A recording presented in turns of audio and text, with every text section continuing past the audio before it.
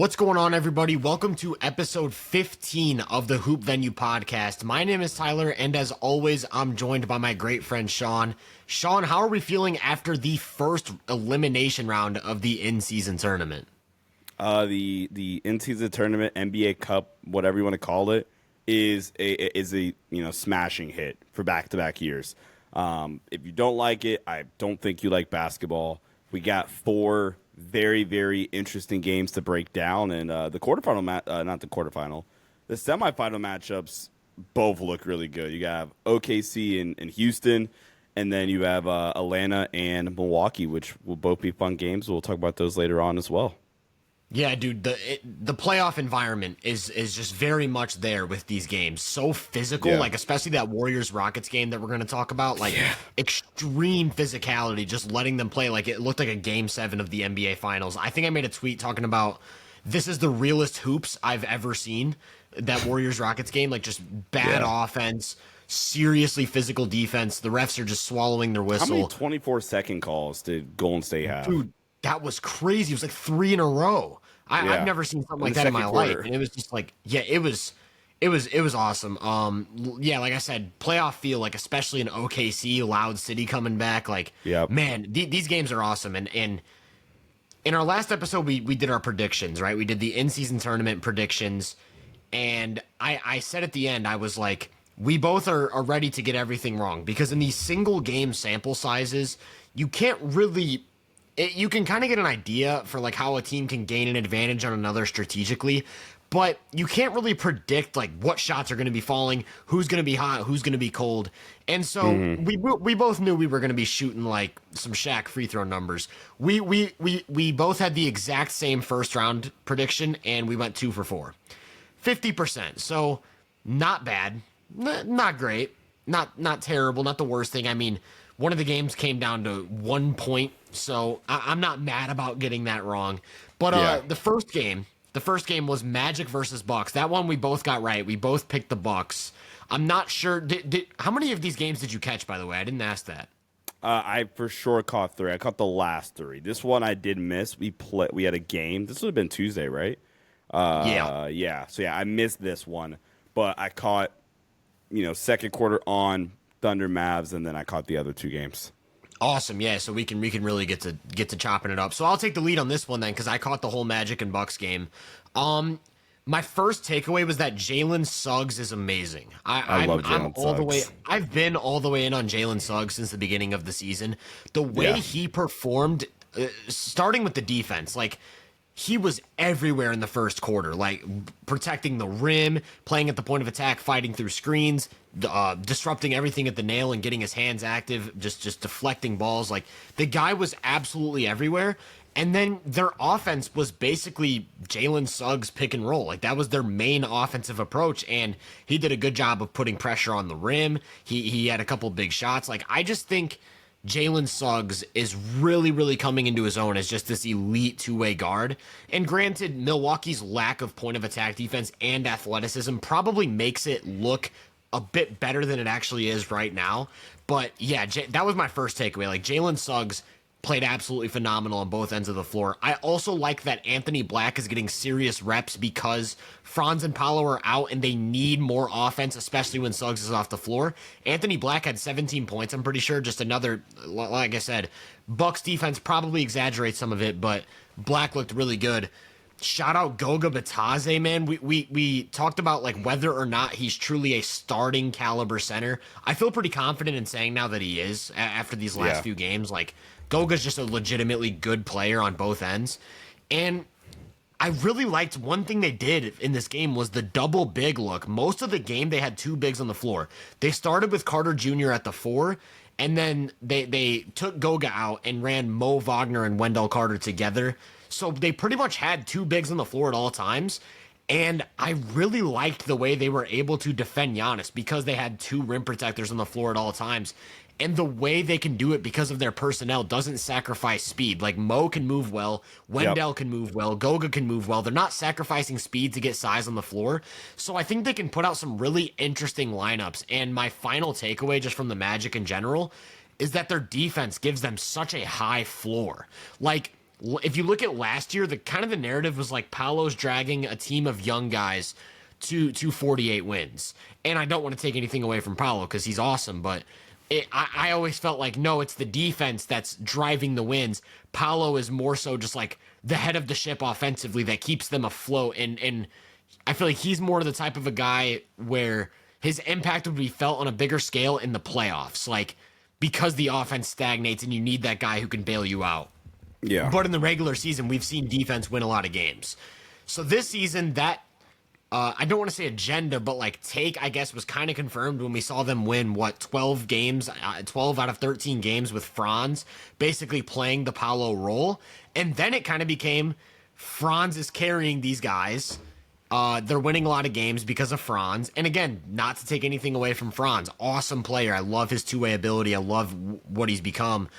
But then he goes out, and now the Magic still look perfectly competent. And I think it's just because they have such an elite team defense. It's a well-oiled machine. They've got tons of bodies, tons of athleticism at every position. And they're just like, that just gives you such a high floor. Like, I think if you take Paolo and Franz out of the equation, the Magic are still a team you just don't want to see because they're going to muck everything up. What's your take on that? Like, would you disagree, or do you kind of feel the same way? No, I feel the same way about Orlando.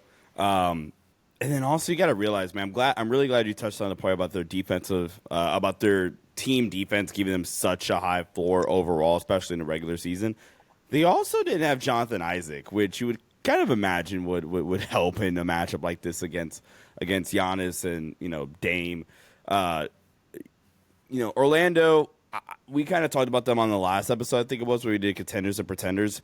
We still kind of feel they're a year early, but like their defense is legit championship ready. Like that is the one thing that is for sure. Like, yeah, they can win a title with this defense. And then it kind of gets back to the conversation that we had on the last episode where, okay, if Paolo just comes back and is still an all-NBA guy, then yeah, forget a year early. They're there. I think this team has 3, above average plus centers in the league. And that is a massive luxury for seemingly all these contenders, like like a Denver, contenders is the word I would use, but the Lakers or these other playoff teams. The Knicks, perfect. That's the perfect example of teams that really could use a real starting 5 with some size, some mobility defensively that can help lead a really good defense. Well, the Magic have 3 of them, and maybe Mo Wagner couldn't lead a defense, but the guys around him, he's perfectly fine. And then obviously, Goga's a stud. They have great contracts in all 3 of those guys too. I was a big Anthony Black guy too, so I'm really happy that he's starting to get some serious burn. Orlando's fun. They're really putting it together. Shout out to Milwaukee too. I mean, Giannis. We'll get to see them against Atlanta. I think we said if that game did get played, that would be in the 120s. Just complete, just scoring. So Giannis, go ahead. Well, I was just gonna say, I was gonna move on. I was gonna say, basically, like, I just went on that whole thing about the Magic defense giving them such a high floor, and Giannis looked completely immune. Yeah. The guy's just absurd. Like, he's so physically overwhelming and he's so skilled. Like I said, they had 2 bigs on the floor. They had guys like Suggs playing at the nail. And Giannis got to the rim every single time he wanted to. Yeah. Just an absurdly talented player.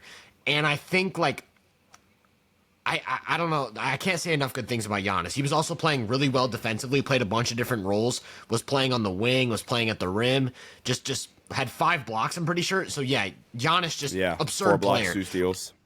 Yeah, absurd player. I also want to give a shout out to Dame. Dame's played amazing this season. He's averaging 26 and 8 on 63% true shooting. That's like a legit close to top 10 production. Just as an offensive player, the defense is a little bit limiting, but Dame, awesome season. I also want to give a huge shout out to AJ Green. I made a tweet saying that AJ Green is the spot up shooters of Sean Livingston. Oh. No, the spot up shooters of Sean Livingston mid-range jumpers. And if you know what that means, you know that means AJ Green has never missed. The guy never misses. Every big shot, every tough shot, he's shooting 47.5% from three. And him getting more and more minutes with each game just opens up the floor so much more for Dame and Giannis, because now they have a guy that they can move the ball to, and he's not just a threat. He's like imminent. We need to close out to this guy or he's going to burn us. And I think, yeah, I'm still a bit reserved on the Bucks because they just really lack two-way depth. Like, Giannis is the only player who I think is probably a positive on both ends of the floor, which is just really alarming going into the playoff series against Boston or Cleveland. But yeah, I think Giannis gives them an absurdly high floor because of how good he is. And the way the pieces have come together around him, I really like what they've got going on, and I can't wait to see them against Atlanta. I will ask you this: do you have any, major takeaways about Chris Middleton's look the first three games?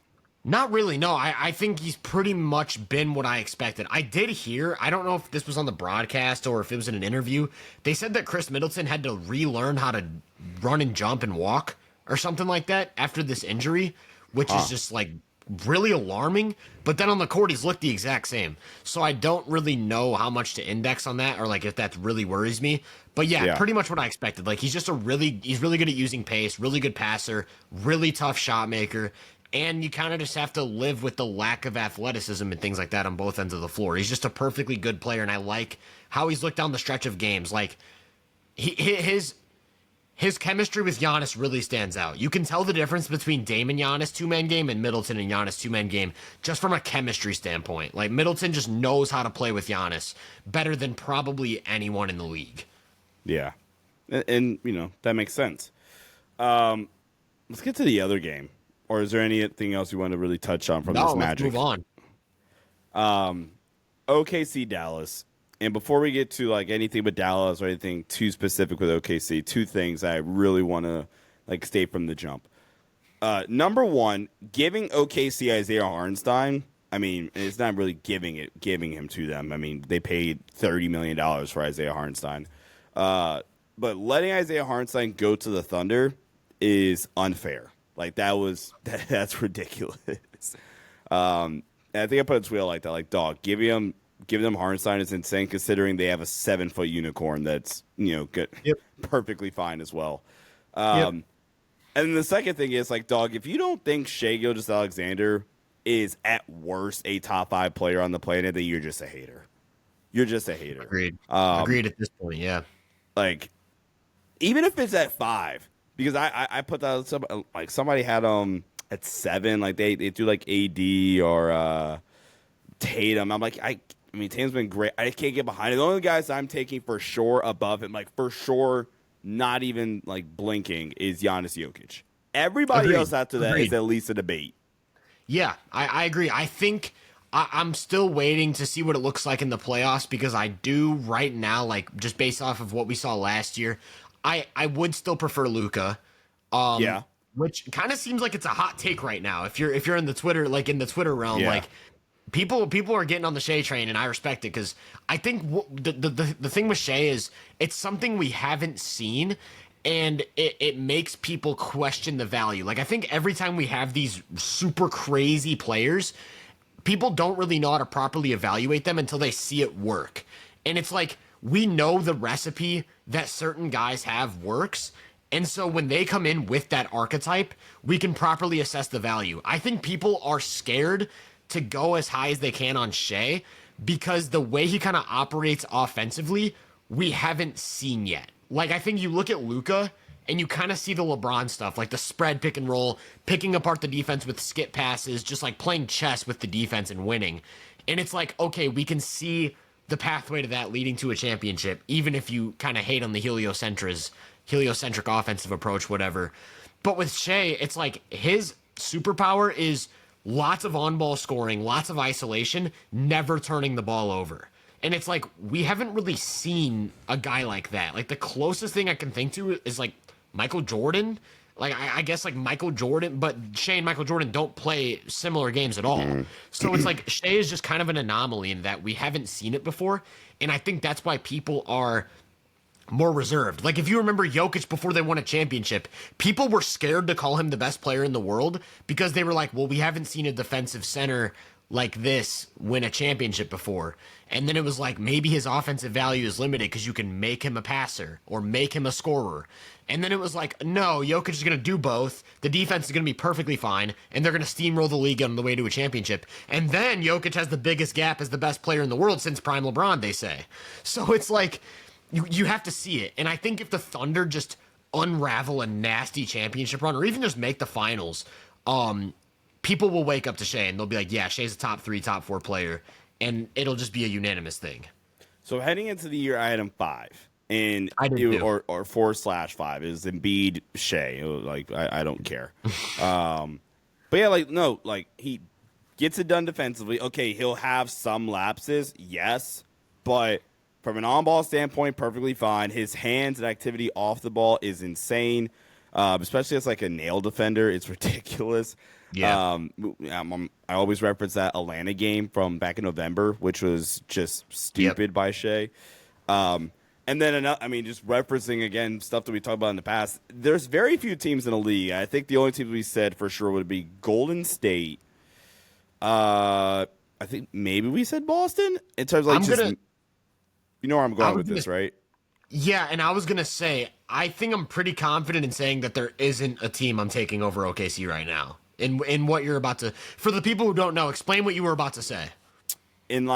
In rotations on the back line, just moving on a string perfectly like OKC. Shifting, helping the helper. I think OKC's the best. Yeah, I think OKC's the best. There's so many plays where Luka, like OKC would blitz a Luka ball screen, and Luka is so freakishly advanced as a passer the way he can make that skip pass every single time.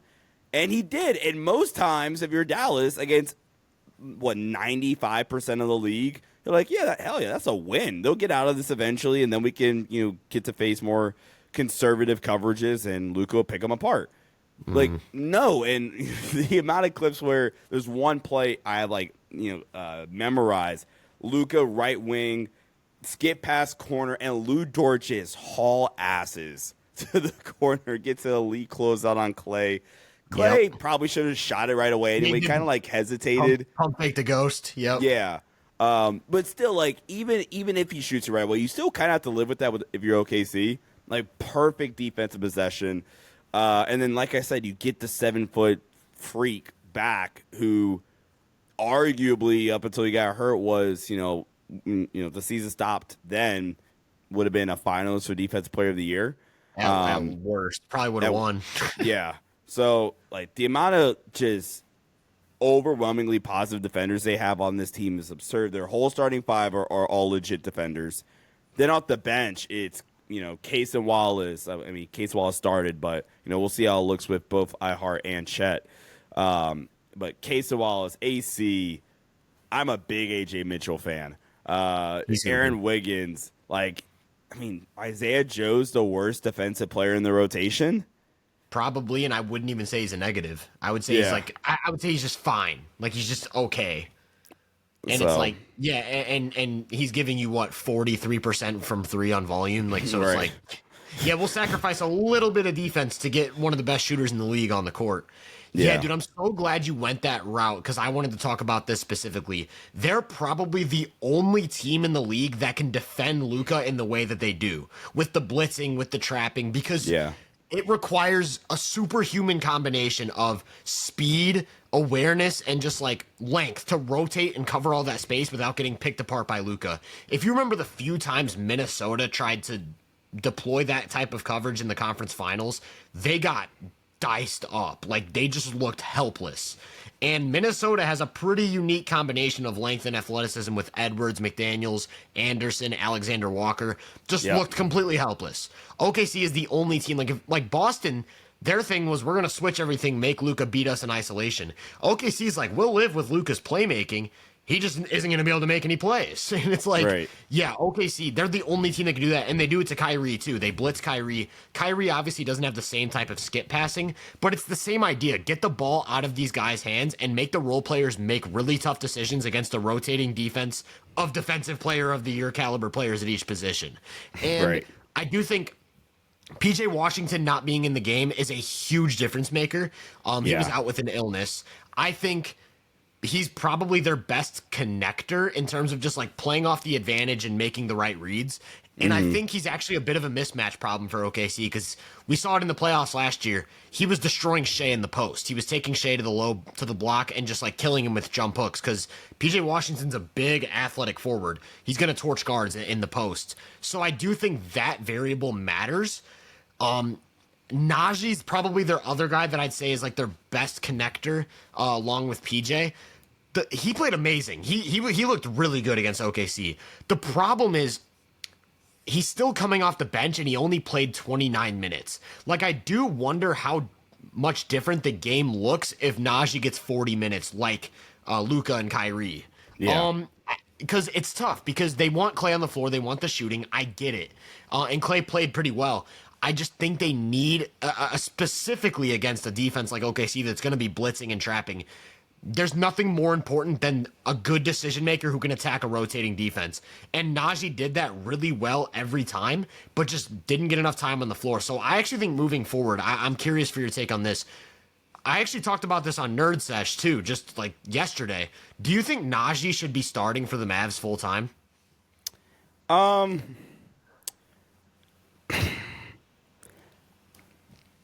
That's tough. In the playoffs, I would say keep it matchup dependent. Like OKC, my answer would probably be yeah. I don't know. Like PJ would be back. I don't know. I don't know. My answer right now is still going to be no. But I think come closing time in these bigger, playoff games where you need more two-way versatility, especially if he's hitting shots, which by the way is like our only like major gripe with this Dallas team when we talked about Dallas a couple episodes back was like, look, they are, right below tier 1 in the West, but the only thing that's holding them back is, two-way lineups and the ability to mix and match with different groupings, kind of like a OKC, like a Boston. And Najee, if he is hitting shots, gives you the ability to, especially him like PJ, Lively hasn't had as great of a sophomore year as you would hope, but still combining those two, with the Lively or a Gafford and then Luka Kyrie, like that's probably your best case outcome. For some two-way flexibility, especially again in a matchup against a team like OKC. So late game, I say yeah, but I understand the benefit of starting Klay. And I do wonder if you would lose a lot of value if you move Klay to the bench, because one thing I think a lot of people don't consider with these type of rotation choices is managing egos. And I don't want to say Klay's an egotistical player, but I mean, Klay clearly values himself as a really high-level player still. And I think that's what's tough, because would that affect Klay's mental if he was coming off the bench? Would he start playing worse off the bench because of that? I don't really know, but I think that's a tough thing to consider too, because Najee clearly has no problem coming off the bench and just maximizing all of his minutes. Right. We talked about it with the Magic a little bit. I mentioned the defensive floor. I want to talk about OKC's defensive floor because this team is stupid. The personnel, like if you look across the board, you kind of touched on it. The personnel is absolutely hilarious. Like keeping it related to this Mavs game, Lou Dort is maybe the best Luka defender in the league. If not, he's like top 3, top 5, like just a really good Luka defender because of how he matches up physically. And you could argue that Cason Wallace was the best Luka defender in this game. Like, did you see that possession where he blocked a Luka step back 3 and then cut off his drive and forced a floater off the glass? Like, bro, what are we doing? What are we doing? Backside rotations too are often just crazy. Dude, yes, you got he had a Kaysen couple in and this Lou game, Dort. actually, now I think about it. You got Kaysen and Lou Dort, and then it's like you have Caruso, who's still maybe the best non-big defender in the league when you look at the entirety of the defensive side of the ball, from on-ball, off-ball, rim protection, whatever. Caruso Hustle just checks plays, every box. yeah. I kind of consider Caruso like a guard Draymond on defense. You've got J-Dub and Shea, both great defenders at this point. Like, wouldn't be surprised if they got some all-defensive votes each. Hartenstein and Chet haven't played a single minute together. Not even just not together. They haven't been in the same rotation a single time yet. Like Chet played 8 games or 15 games, whatever it was. Hartenstein's only played like 10. They played 5 games without either of them. here's what's crazy, man. If you go back to all of NBA history, so going back to like 1955 when the shot clock was implemented, Okay. the best defense in NBA history, relative to league average, so their defensive rating versus the league's average, was the 2004 Spurs, anchored by Tim Duncan, and they were 8.8 points ahead of league average defensive rating. The Thunder right now are 8.9 points ahead of league average defensive rating. So a team that has missed Caruso for like 10 games, missed Chet for half the season, missed Hartenstein for half the season, is statistically the best defense in NBA history. The floor that gives your team is absurd. Like I genuinely think that if this team had a neutral offense, like just like no offense, they'd still be like a 52 to 54 win team because that defense just gives them an absurdly high floor. Like they'd be like, they could make the second round just off of defense alone. And then you factor in the fact that they do have maybe the best isolationist since James Harden. They have Jalen Williams, they have Chet, they have all these offensive pieces. And in this Dallas game, it was just Shea surgically picking them apart, getting to his spots every single time as a scorer. You don't even get a big game from J-Dub or any of the role players. It's literally just Shea. And they just comfortably win this game. They control the entire second half. So, yeah, OKC just absurd team. And I do wonder, because like right now, I feel like me and you both kind of like group them in with the Celtics. We're like the Thunder and the Celtics, everyone else. There is a part of me that wonders if we see like the first 10 games of Chet and Hartenstein both in the lineup and we're like, oh, it's just the Thunder. Like the Thunder are just that absurdly good. Yeah, I think it's crazy to have that type of game against a Mavs team who I would consider the second best team in the West. Like the Thunder they just looked so good. They just looked so good. Their defense is so good. I can't wait to see them against the Rockets, and then most importantly, I can't wait to see them in April because this team is just a joy to watch.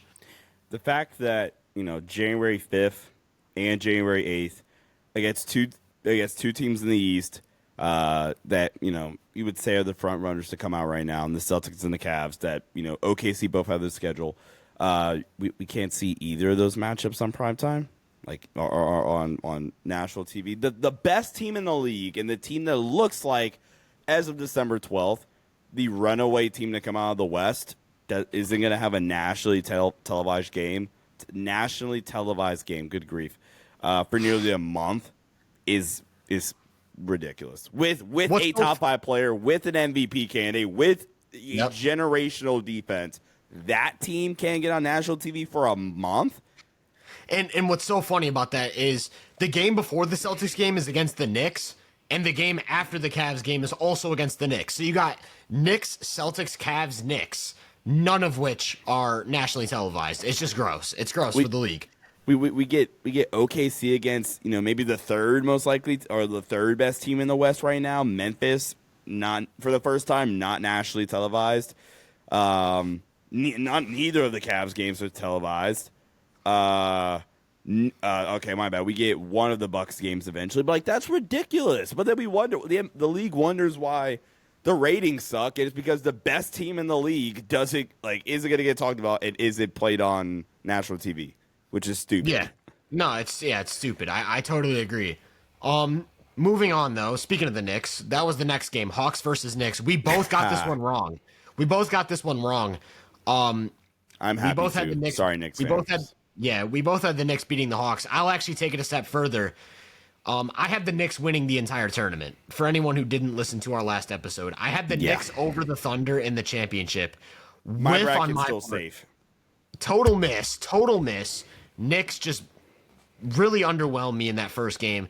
And to me, there was one huge thing that stood out to me about this game. And it was Karl Anthony Towns' lack of rim protection. It was bad. It was legitimately going down this path.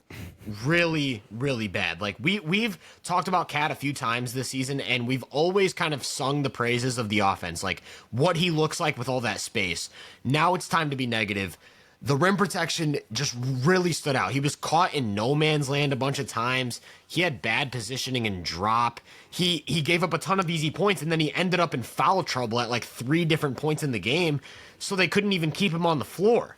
Then while he was on the bench, Atlanta absolutely destroyed them on the glass in that stretch of I think it was late third quarter, early fourth quarter, just destroyed the Knicks on the glass. They ended the game with 22 offensive rebounds to New York's 12.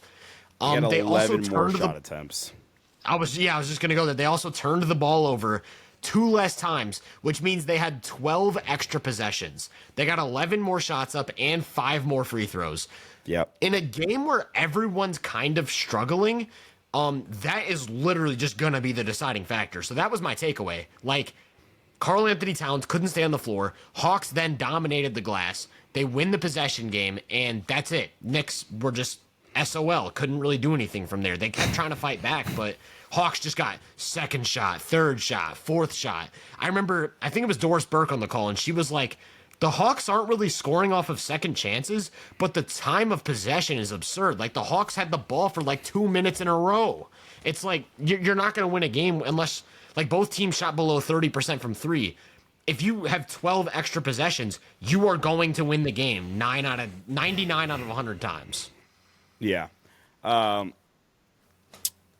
mean, again, I'm not necessarily mad that I picked this game wrong. I'm a well-known, well-stated trade truther. I will say this though: shout out DeAndre Hunter. He is balling this year. Balling. He said 20, at least 20 in 3 of his last 4 games. Yeah. No, 5 straight, I think. 5 straight, yeah. And not to like cut you off of what you were about to go, but you could see how much the Hawks season shifted the moment he got back. Like, they needed that offensive punch. So, yeah, shout out DeAndre Hunter. He's absolutely balling. He's given him such a big offensive punch, like you said. Still a lot of it still playing off of Trey, but just the guy that can do something off of what Trey creates for them.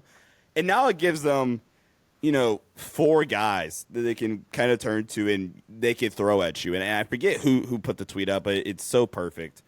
Atlanta has, a really, really good trio, maybe even foursome of guys that you're really, really. It goes back to our conversation about containing attacks, right? With Dyson and Jalen and DeAndre Hunter and Zachary Reese-Shea. They have 4 guys that are really, really nice.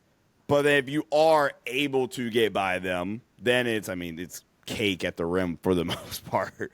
But those 4 guys are so good at, going back to our conversation, containing attacks. If you told me coming into the year that the Hawks would be the 18th best defense right around league average, like the gap between them and the Kings, or still at 13th in defensive rating, is a point. If you told me that was the case, I would probably say, oh, you're kind of crazy. I don't see it. But those guys have given them, in a season where their offense, they're playing faster, but in a season where their offense hasn't really quite caught back up with them yet, their defense, again, talking about defensive floors, their defense has given them they're not a great defense. Again, not trying to say that they are, but their defense has given them, they're good enough to where you get Trey in a dogfight down the stretch. Trey's declined as a scorer this season, but you get Trey in a dogfight, you still feel good about that. Hey, we'll just roll with them. We'll lose a close game, or we'll pull it out, or we'll give Trey the opportunity in the third where he takes over. And I think, was it ESPN the graphic up? He had like 23 points scored or assisted on in the third quarter. I think that's right. Yeah. So still has the ability to take over games, obviously. Again, the Trey / wannabe Hawks fan bandwagon in me wants the Bucks game, even though I still think they'll lose, to be kind of an offensive get right finally, where I don't know who the hell's guarding Trey. Now, again, granted, I don't know who's guarding Giannis or Dame. Dyson, I guess, but more specifically, who's guarding Giannis at the rim. But getting this as an offensive get right game, like Trey maybe finally gets back into a rhythm. Trey gets back into a rhythm, and this Hawks team rolls off some wins. There'll be a conversation, a more fun conversation about this Hawks team, and we'll maybe take them a little bit more seriously. But big time win. Knicks, I'm not worried necessarily. Like Cat, as we've talked, just sucks as a drop defender. But it sucks that he sucks as a drop defender because he's their lone rebounding presence on a night like tonight. or on Yep. a night like this. Brunson was, Dyson Davis did a great job on Brunson. Dyson had a defensive masterclass, man. Brunson couldn't get anywhere. He couldn't lose him with screens. Like, it was just, Dyson was everywhere. To the point where Knicks fans are saying it's like he's like a cornerback, a ball hawk cornerback. You just don't throw the ball to the side. In my Dyson Daniels video, I said he is the closest thing in the NBA to a cornerback. Like, that's how he plays defense. Yeah. It's beautiful. It's beautiful. You don't throw the ball to the side of the floor. Yes, Jalen Johnson played a monster game on both ends. He was probably, I would even argue, he was Atlanta's best player in this game. Yeah. But going back to what you said about Trey, the scoring has been really spotty. Like, the efficiency is not good. His shooting, it's basically reliant on, like, is the three ball hitting or not? And more times than not, it has not been hitting this season. But with the way Hunter's playing specifically, just to throw another number at you, he's averaging 24.5 points per 75 possessions on 64% true shooting. He's shooting 44.6% from three on 8 attempts per 75. He's getting to the line 6 times per 75, making 88% of those. So we're talking about a guy who's, again, not self-creating a lot of shots, but playing off the catch, getting to the rim, getting to the mid-range, knocking down his threes. When you have that type of scorer, with the way Jalen's already established himself as like damn near an all-star level player, Trey can really lean more into that facilitator role. Like their offense is less about him balancing scoring and passing and just hitting the pressure points and then leaning into that passing. And I think Trey's having just an absolutely absurd playmaking season, and they're not necessarily a good offensive team. I think they're like the number 17 offense or something like that. But they're able to overperform their personnel and throw out these really interesting lineups just because of the fact that Trey's elite at navigating tight spaces as a playmaker. Their most used 5-man lineup is Trey, Daniels, Ricochet, Johnson, and Capella. Think about that lineup for a second. Tell me who the floor spacer is. Wait. Read that off again. Trey, Ricochet, Daniels. Capella, Johnson, Daniels. Trey, Daniels, Ricochet, Johnson, Capella. Like, my mind immediately says Ricochet's a spacer. Ricochet is shooting 27% from three. Yeah. Daniels is shooting 31%. Johnson is shooting 35%, but that's an interesting 35% because I do still think Johnson's the type of guy that, like, the defense is okay with leaving open because you don't want to give him driving lanes. And so what's crazy is that Trey is basically playing in a lineup with 4 non-shooting threats in 2025. And granted, those lineups haven't been very good offensively, just a 111.9 offensive rating, but that's the 35th percentile. Most players put in that situation cannot generate even like a 110 or a 109. So for them to have that offensive floor because of Trey, then like you said, that's a lot of defense and athleticism on the floor, so they can just produce a good two-way lineup that way. With Hunter in place of Ricochet, so since coming back, because like I said, he's shooting like 45% from three. That offensive rating has gone up to 116, so 45th percentile, with a plus 16 net rating. So Trey, Daniels, Hunter, Johnson, Capella, plus 16 net rating, man.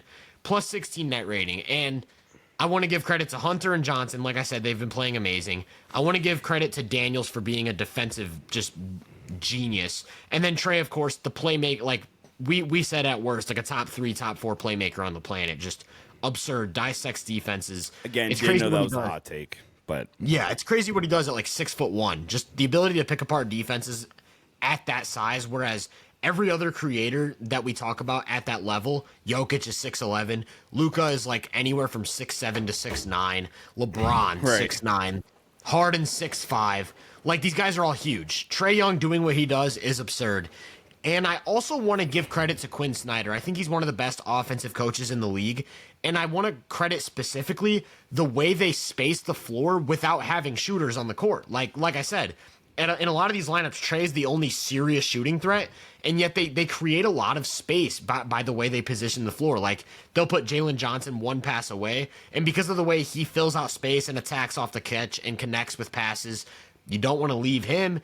They like to use a guard in the dunker spot. We've talked about that in the past. Another interesting wrinkle with Jalen Johnson specifically is they can put their big in the dunker spot and just sit him there and then use Johnson as like the fake big in the screen and roll.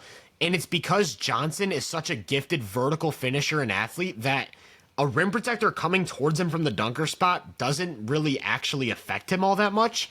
And if it's like an elite rim protector like AD, he's got a floater and he's a really good connective passer.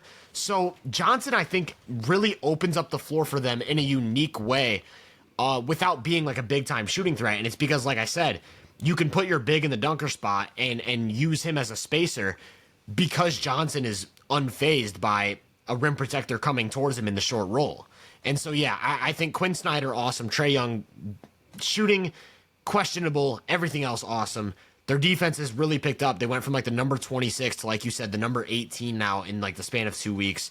I don't know how many they've won. Like, it's got to be like 8 of their last 10, right? Like they've. Atlanta's hooping. Let me see. Yeah, they've won 7 of their last 10. Okay, 7 of their last 10. They're 14-12. Yeah, shout out to the Hawks. I think Hawks and Bucks is going to be a movie, man. I do want to add this one more thing to your point about, you know, how they space the floor without having shooting threats. I think one of the best things you could do, like conceptually on the offensive side of the ball, offensive side of the floor, whatever, is kind of like you said, pairing your 2 best offensive players next to each other in terms of like gap positioning, like whether it's you know ball side or right wing, for example, right corner. So ball side corner, putting them in the same spot. You know, Dallas did it a lot last year. It would be the 2 wings where it's Luka, Kyrie both playing from the wings, and I drive into that gap. It's a drive from Luka, or it's a drive from Trae, or X player, best player. That regardless of how bad of a finisher Trae is, if Trae Young puts the ball down, everybody's going to know where he is and try to actively stop the drive. And because even again, the finishing is there, but we talked about this in the past. I mean, you kind of live with it because he's going to get there so much. It's eventually going to open things up for everybody else. So you're still going to worry about it and stop the drive. You have Jalen Johnson paired with him on the opposite side, and it's now, oh, okay, you want to stop this. Jalen can, like you say, play off the catch, get in the teeth of the defense in his own right, still play off a Trae, but be that decision maker, or the stampede cut if you want to really stop it. And, Jalen, like you said, is a freak athlete near the basket. So Quinn's got them play faster, like we already mentioned, man. Again, I'm just waiting for I feel like it is going to happen. I do feel like it's going to happen. If it does happen, then like I said earlier, not to drag out Atlanta's conversation, but if it does happen, then Atlanta's going to be fun, and they could be a frisky team that maybe surprises somebody in the first round. Yeah, for sure. Last game, Warriors versus Rockets. I would say this was the best game of any of the 4. Just an absolute, like I said, realest hoops I've seen. Realest hoops. We both picked this one wrong as well. We both had the Warriors, I'm pretty sure. I think I had the Warriors. I can't actually remember, but I'm pretty sure I had the Warriors. Yeah. We both picked this one wrong, so, yesterday was a rough day for us. But in all seriousness, this game had a really weird ending, right, with the loose ball foul. I don't like that deciding the game. I don't think it's a bad call necessarily. Like Steve, you talked about it off camera. Steve Kerr saying that he's never seen a game end in that way, or like ever seen that foul called at all. Yeah, he's never seen that call. Like, yeah, I do agree from the standpoint of like letting that decide the game is really annoying. I would have loved to see Rockets down 5 seconds or whatever, try to get a game winner. That would be just more entertaining. And then the Warriors drew up just that last possession from the Warriors was just awful, awful, awful. So I love Steve Kerr. I love Steve Kerr. He's kind of hit or miss in those situations. Like he either draws up something that's awesome and I steal it, or it's like that's kind of underwhelming. And what bothers me is like Steve Kerr immediately goes into the post game and blames everything on that one call, as if they didn't still have a chance to win. They had 3.5 seconds down 1. They didn't even get a good shot off. Like, it was a weird Pajemski rushed 3 that got blocked. So yeah, no. But anyways, going back to like that was the fan in me. Now let's go back to like the analysis. Sure. I don't think we learned anything new from this game. It just felt like kind of everything like. Couple takeaways. Golden State leads. Good. No, good. I was going to say, well, you were about to get to my second point, so I'll start with that. desperately need a second creator. Is that where you were going with that? Yes. Yeah, it was bad. It was bad. It was bad. Like when Steph wasn't handling the ball, they looked absolutely clueless. My other thing is Draymond, I think, and it's crazy because I've been on Twitter a lot and I've seen a lot of like people who I respect as basketball minds, basically like circling around this. The defensive player of the year conversation doesn't exist right now because everyone knows it's a foregone conclusion that Wemby's going to win it and he deserves it and he's by far the best defender.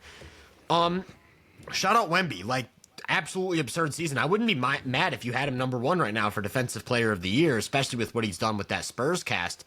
But like Draymond has been absurd. Every time they have a big game, he looks like prime Draymond. Like last night, he looked like prime Draymond for all 48 minutes. The guy is just absurd. He's everywhere. He's playing the 5 now that Trace Jackson Davis is out of the starting lineup, and he's been every bit as good. He was banging with Şengün in the post. He was closing out baseline to baseline. Like, dude, the guy is just an absurd defender, and I think we need to give him more credit for what he's doing with this Warriors cast because I pulled the numbers yesterday. You know that stat I brought up earlier with the relative defensive rating, like the Thunder being 8.9 points ahead of league average? If you use that same statistic, the Warriors right now have the same quality of defense as the 2022 Celtics. Compare those personnels. The Ime Udoka year, right? With smart defensive player of the year. They had Rob, Will, Horford. Like the Warriors have no business being that good. Shout out GP2. Shout out Wiggins. Shout out Kyle Anderson. That team should not be that good. And that starts with Draymond. Like, the way he just covers for everyone. They can put out a lineup with Steph, Hield, Pajemski, and Kuminga, and they'll still get a ton of stops because Draymond is just everywhere. He's communicating every switch, every rotation. I think we need to appreciate Draymond a little bit more because if it was up to me, he'd be my runaway defensive player of the year right now. And Wemby would be my second. But yeah, so those are my two takeaways. It was Warriors desperately need a second creator. Draymond deserves more credit for what he's doing defensively. So, as regards to Golden State, Houston, look, man, I put this tweet out after I think I put out this morning. Just whenever, just give me any Houston playoff series against any good defense, please. Now that can be interpreted two ways. One, because I don't know how the hell Houston's going to score in a playoff setting, but because it would just be real hoops. Like every game is going to be in the 80s. Like I don't think I've seen anything. OKC is remarkably impressive, right? Defensively, we've already talked about them, but I don't think it's like talked about enough how freaking hard it is to get not one, not two, but three. Then they got another one trying to make the comeback in the fourth quarter, if I recall correctly. 3 consecutive 24-second violations. Like, they bottled up Golden State's offense. Like, say what you want to say about Golden State needing a second creator, and I'm completely in agreement with you. Something I've been saying, for God's sake, since, the end of last season, essentially. Like, that's still insanely impressive. And I want to be in all the way on this Houston team. I do, because they're fun. The Terra Twins are two of the most enjoyable players to watch in the league because, I mean, really this Rockets team in general is a really enjoyable team to watch. Like, they play at one speed, they have one gear, and it's go all the time. And OKC and Houston Saturday, I mean, low key, do we have to do a playback for that? Because that's going to be a movie, like you said earlier. That's going to be an absurd game. I still can't all the way buy in. And this is where you said, did we learn anything new? Again, I just don't trust Houston to score against any competent Western Conference defense, which is what it's going to take to make it out. Because this year is actually, for the whole, the NBA has gone soft and the NBA doesn't play defense narrative. Houston, I mean, OKC, we've already talked about a generational defense. Houston's actually not that far off. No, they're not. Houston's defensive rating is 105.1. Golden State, like you said, is on par with the 2022 defense of Boston. Don't look now. Minnesota has the top 5 defense. All these teams, by the way, are under 110. Clippers and Memphis both tied at 108.5. Dallas is at 110 on the nose. I just listed off like 7 Western Conference teams, 6 other like non-Houston teams: OKC, Golden State, T-Wolves, Clippers, Mavs, Grizzlies. But the key difference is all those other teams have a consistent creator on like every night. Every night we know in a 7-game series, we got Shea, we got Ant, we got Ja, we got Harden, Kawhi potentially come back, and even if Harden's offensive impact specifically with the scoring is a little bit it can be up and down a little bit just with the scoring. He's a different level of playmaker to where it balances out anyway in a 7-game series against Houston. And then it's Kyrie, Luka. So, or Jaren Jackson Jr. is having a breakout year, or another breakout like we've talked about in the past. So, I still can't. Denver, I mean, you guys run into them where your defense is great, but Jokic is just crazy.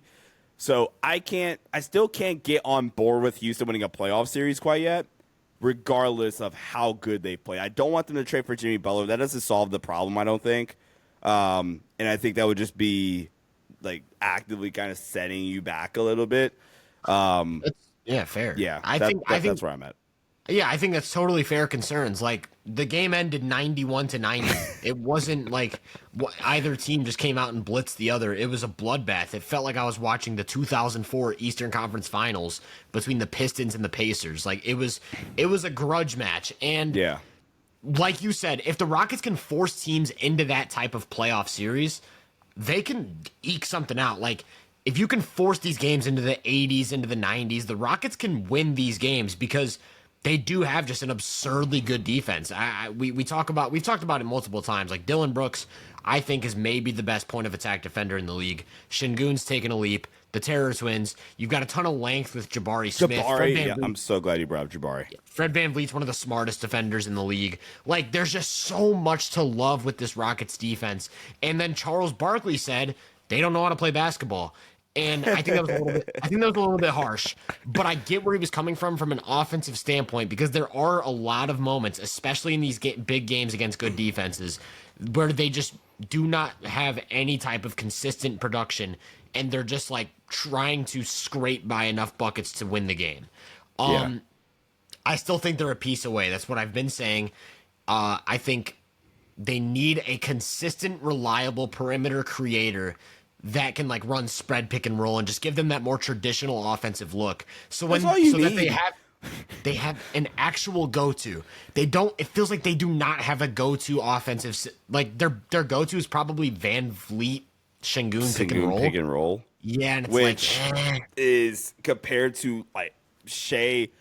And we're comparing these to like top 15 players, but that's what we're talking about. Like that is. Rockets fans want to get put in this conversation. We're comparing them to Shea isolation, or Lucas spread pick and rolls, or Ja Triple J 2-man game, or, I mean, at this point, Triple J post ups this year, even like Harden spread pick and roll. Like, what are we doing? And that's what makes it tough for me, because I think you get into a playoff series and a defense can really zone in on what you're trying to do, and then it's like, okay, who can bail us out? Jalen Green has to just be shooting 40% from 3, or else he's not going to be an efficient scorer. I saw someone actually float out the idea of Zach LaVine to the Rockets, and I kind of was like, I don't know if he moves the needle enough. But did you know LaVine and Jalen Green right now, there's a 10% true shooting difference between the two? LaVine is 64%. I was going to say, when you said LaVine to Houston, I was like, okay. That would be an awesome fit, because they do all of the dirty work. Like, LaVine wouldn't really have to do much but buy in defensively. They've got a ton of passers, so they'd be able to move the ball off of his advantages, because I would say that's like probably his biggest offensive limitation, is really making playmaking reads. But with a player like Şengün, all that pressure is alleviated. Yeah, the pressure's alleviated. So yeah, I think That'd be an awesome move. I think the Rockets need to make something happen in that direction. Like lean into trying to get a perimeter creator. Like I don't know if Booker will ever become available, but that'd be the ideal guy in my opinion. Oh. But yeah, like I you kind of just put the idea in my head. I really want a Nuggets and Rockets playoff series. I think that'd be extremely fun. That'd be extremely fun. I would legit take a Rocket series against any team like 1 through 7 in the West right now. It'd be so fun. It'd be so like they're gonna be a tough out for even OKC. Like they just make things tough. Yeah, but this is what I was gonna say to kind of wrap up or to wrap up my previous point.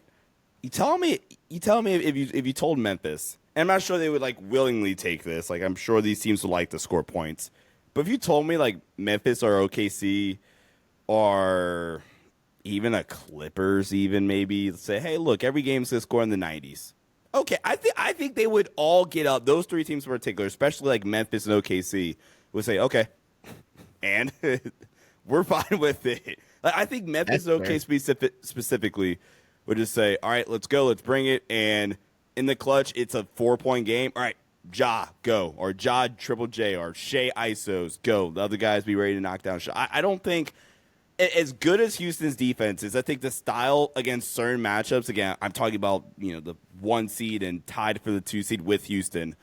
But I think against certain matchups in the West, I think they would almost welcome it.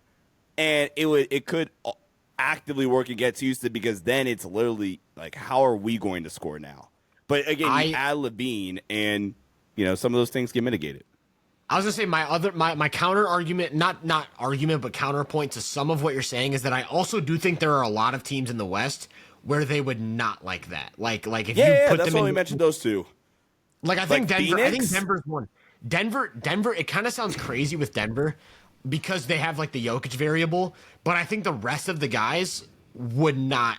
Like I think Jamal Murray in particular in that type of series would just like have a really rough outing, and I think it would almost come down to like can Jokic just will them, but like Lakers, Lakers would look, yeah, no, Lakers no. I think Warriors too. Warriors is another one for me. Yeah, Sean's taking a sit. Lakers fan, by the way, if you didn't know. This man is a very strong Lakers fan, so that one hit home.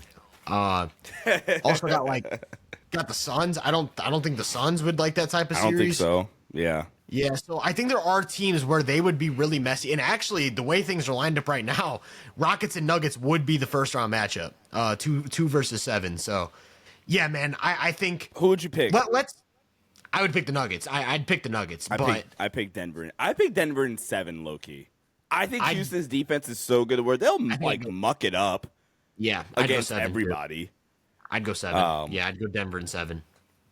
You know what's so funny? Really quickly, I know you wanted to move on, because we were talking about like, man, they just need some semblance of creator that you could just say, hey, go run spread pick and roll. You know what's so funny? That's literally the Clippers. We've talked about it. Like the Clippers' offense is so basic. It's hey, look, we're gonna defend on defense or whatever. We're gonna be fun. Van Gundy's got them rolling, but offensively, it's Harden, Zubac, spread pick and roll, and then Norman Powell. So what you're saying is that in order for the Rockets to get to a championship level, they need to get James Harden back. Is that what Sean Davis is saying, ladies and gentlemen? Is that what Sean Davis is saying? Is it gonna come full circle? That'd actually be, dude. That'd be awesome. Like that'd be I don't funny. know if that would actually. I don't know if that would actually move the needle. But like, bro, if they just kept this exact core together, like this defense, like swap Jalen Green with James Harden. Swap Jalen Green with James Harden, dude. That'd be a squad, lie. Bro. Harden and Şengün pick and roll would be disgusting, bro. I'm not gonna lie. Yeah, no, that's now I'm gonna be pushing that agenda on Twitter. So thank you for that. You're welcome. Let's make our predictions because there are 3 games to be played.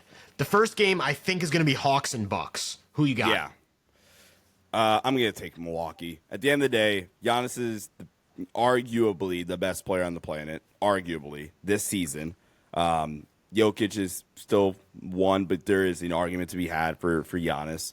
I mean, it'll be fun. It'll be a fun game. I don't think Milwaukee can play defense at the point of attack specifically. So hopefully Trey can get off and give me something to be excited about as a Trey stand represented Trey stand here for the pod. But I got Milwaukee.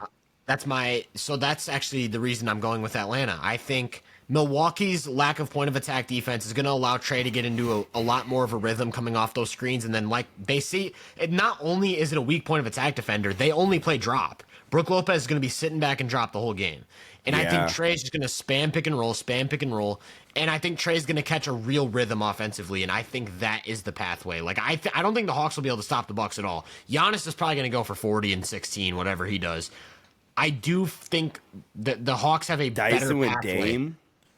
I think I think I got the Hawks in this one. It's going to be tough, but I'm not confident in that at all. But I lean towards Atlanta.